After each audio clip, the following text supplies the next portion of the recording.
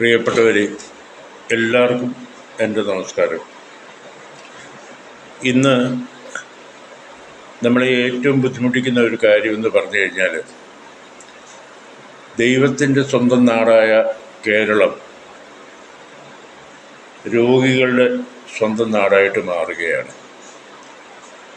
2025 ഫെബ്രുവരി 5 ബഹുമാനപ്പെട്ട ആരോഗ്യമന്ത്രി നിയമസഭയിൽ പ്രസ്താവിച്ച ഒരു കാര്യം, കേരളത്തിലെ മൊത്തം ജനസംഖ്യയുടെ 46% ആൾക്കാർ ക്യാൻസർ വരാനുള്ള സാധ്യതകളോ ഉള്ള ആൾക്കാരായിട്ട് മാറിക്കൊണ്ടിരിക്കുകയാണ്. എന്തുകൊണ്ടിങ്ങനെ ആകുന്നു? അത് നമുക്കിങ്ങനെ പോയാൽ മതിയോ? ജീവിതം ഒന്നേ ഉള്ളൂ. ഒരു രോഗമില്ലാത്തൊരു ലോകം ഉണ്ടാകാൻ പറ്റുകയില്ല. എങ്കിലും ഇന്ന് കേരളത്തിൽ മൊത്തത്തിൽ ഈ രോഗം എന്തുകൊണ്ട് ബാധിക്കുന്നു, അതിനുള്ള കാരണങ്ങൾ എന്താണെന്ന് നിങ്ങൾ ആരെങ്കിലും ആലോചിച്ചിട്ടുണ്ടോ? ഒന്ന്, നമ്മുടെ ജീവിതശൈലിയാണ് അതിൻ്റെ ഏറ്റവും വലിയ ഉദാഹരണം. നമ്മുടെ ഭക്ഷണ രീതികളെല്ലാം മാറിക്കൊണ്ടിരിക്കുന്നു. മുന്നേറാൻ വേണ്ടിയിട്ട് നമ്മുടെ പ്രകൃതിദത്തമായ ഭക്ഷണ രീതികളും മാറി, ചിന്താഗതികളും മാറി. ആ രീതിയിൽ ഉള്ള മുന്നോട്ടുള്ള പാച്ചിലാണ് നമ്മളിന്ന് രോഗത്തിലേക്ക് മാറുന്നത്. ഒരു കാലത്ത് സിനിമാ പരസ്യങ്ങളും മറ്റും ഉണ്ടായിരുന്ന കേരളത്തിലെ നിരത്തുകളിൽ ഇന്ന് ആശുപത്രിയുടെ പരസ്യങ്ങളാണ്. അതിനേക്കാളുപരി ഇന്ന് മരുന്നുകളുടെ കമ്പനികളുടെയും പരസ്യം വന്നു തുടങ്ങി. മരുന്ന് തീറ്റിക്കുക എന്നുള്ള ഉദ്ദേശത്തോടു കൂടിയിട്ടുള്ള ഒരു പോക്കാണിത്.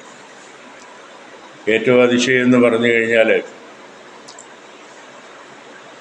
ക്യാൻസർ പരിശോധനയിൽ ഏറ്റവും കൂടുതൽ ക്യാൻസർ വരാനുള്ള സാധ്യതകളെന്ന് പറയുന്നത് സ്ത്രീജനങ്ങൾക്കാണ്.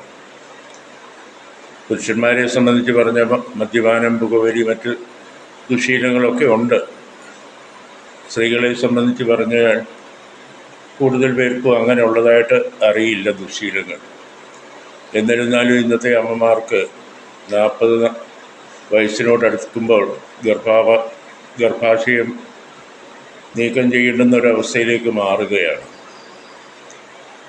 അതുപോലെ നമ്മുടെ കുഞ്ഞുങ്ങൾ മാസമുറ എത്തിക്കഴിയുമ്പോഴത്തേക്ക്, ഏതാനും മാസങ്ങൾ കഴിയുമ്പോഴത്തേക്ക് PCOD, PCS എന്നുള്ള രീതിയിൽ അതിഭയങ്കരമായ ബുദ്ധിമുട്ടുകളൊക്കെ അനുഭവിക്കുന്നു. അതുപോലെ ഇവരുടെയൊക്കെ ഈ രീതിയിലുള്ളൊരു പോക്ക് പോകാനുള്ള കാരണം എന്താണ് നിങ്ങൾ ആലോചിച്ചിട്ടുണ്ടോ? നമ്മുടെ ഭക്ഷണ രീതിയോടൊപ്പം തന്നെ ജീവിത രീതിയിലുള്ള മാറ്റങ്ങളുമാണ്. അതുപോലെ നമ്മുടെ ഇന്ന് സ്കൂളുകൾ, ഒപ്പം തന്നെ ബഡ് സ്കൂളുകളും ആരംഭിച്ചു. ഇതൊക്കെ എന്തുകൊണ്ട്? അതിനു വേണ്ടിയിട്ടുള്ള ഒരു പഠനത്തിൻ്റെ ഭാഗമായിട്ടാണ് ഞാൻ ഇപ്പോൾ എൻ്റെ കൂടുതൽ സമയങ്ങളും ചെലവഴിക്കുന്നത്. ഓട്ടിസം ബാധിച്ച കുഞ്ഞുങ്ങൾ, ഇതൊക്കെ ഇന്ന് നമ്മുടെ ഒരു വലിയ ബുദ്ധിമുട്ടാകും.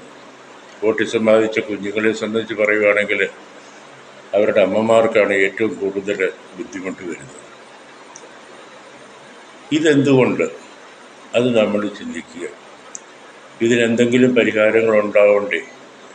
നമ്മുടെ ദൈവത്തിൻ്റെ സ്വന്തം നാട്ടിലെ പകുതി കൂടുതൽ ആൾക്കാർ എന്തുകൊണ്ടിങ്ങനെ രോഗബാധിതരാകുന്നു? അത് നമുക്കൊരു തിരിച്ചുവരവ് വേണ്ടേ? ഈ വക കാര്യങ്ങൾ നമുക്ക് തുടർന്ന് ചർച്ച ചെയ്യണം. നമ്മുടെ ഭക്ഷണ രീതികൾ തന്നെയാണ് ഒരളവ് ഇതിനൊക്കെ ഒരു കാരണമായിട്ട് ഇവിടുത്തെ പരിശോധനയിൽ തെളിഞ്ഞിട്ടുള്ളത്. അതുപോലെ തന്നെ നമ്മുടെ നാട് എത്രയോ സമ്പന്നമായിരുന്നു കൃഷി കൊണ്ട്. ഇന്ന് നമ്മൾ ആശ്രയിക്കുന്ന അന്യ സംസ്ഥാനക്കാരെയാണ്. ലക്ഷക്കണക്കിന് രൂപ മുടക്കി വീട്ടുമുറ്റത്ത് വരെ നഴ്സറികളിൽ നിന്ന് പൂച്ചെടികൾ വാങ്ങി വെക്കും. ആ പൂച്ചെടി വെക്കുന്ന സ്ഥാനത്ത് ഒരു കരിയാപ്പ് അല്ലെങ്കിൽ ഒരു മഞ്ഞൾ ഇവയൊക്കെ ഒന്ന് നട്ടുപിടിപ്പിച്ചാൽ എത്രയോ ഭേദമാകുമായിരുന്നു. തമിഴ്നാട്ടുകാരനെയും ആന്ധ്രാക്കാരനെയും കർണാടകക്കാരനെയും ഒക്കെ ആശ്രയിച്ച് നമ്മുടെ ഭക്ഷണം കഴിക്കേണ്ടി വരുന്നു.